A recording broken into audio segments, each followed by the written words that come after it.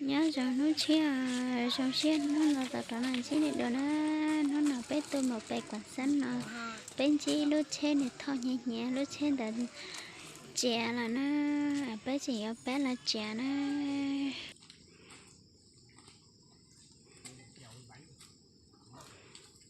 mấy nhắc biết nữa.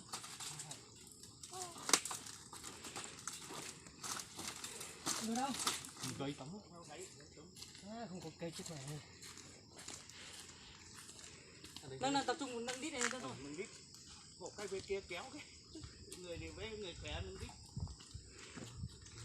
Thầy bác hóm này. Hồ nhá. 2, 3. Không. Đằng trước chắc được hơn nhé. Trước chắc nhẹ hơn. trên tao nhẹ nó chết chết ta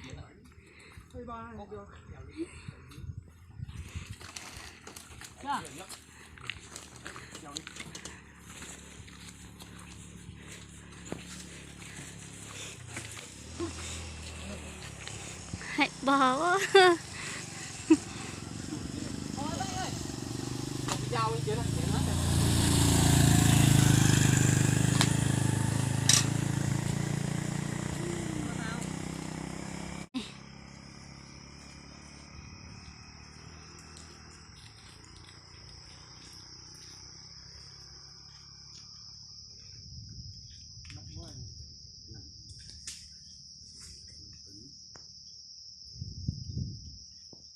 đây là nó nhẹ, nó nhấc mẹ đầu đấy.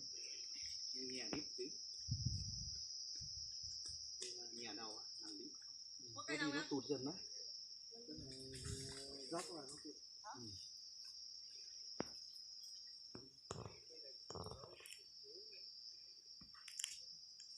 Cứ đi dốc về giật mỗi lần một ít nó tụt về đằng sau á. Này.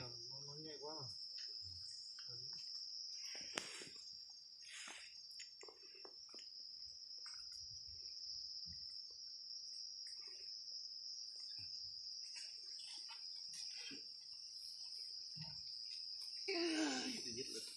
Giật phát là thấy xong rồi.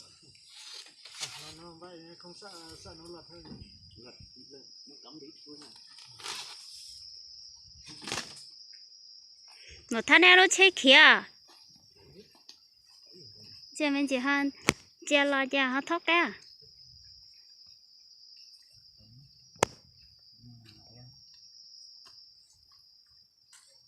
Cái này không chơi nữa, thấp. Cái cao trong chúng to này là một bánh. Dưới nhà trường á.